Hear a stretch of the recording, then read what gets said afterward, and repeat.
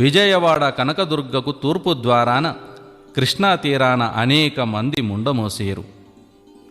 తెంచిన గాజు పూసలు 7 పుట్లు అయ్యేను.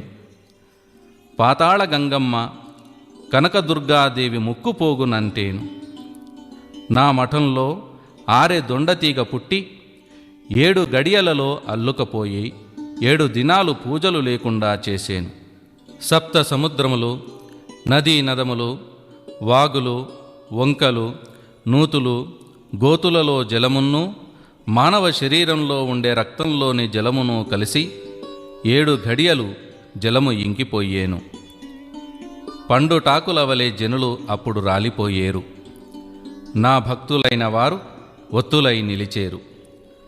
32 వాయిద్యములు వినబడేను.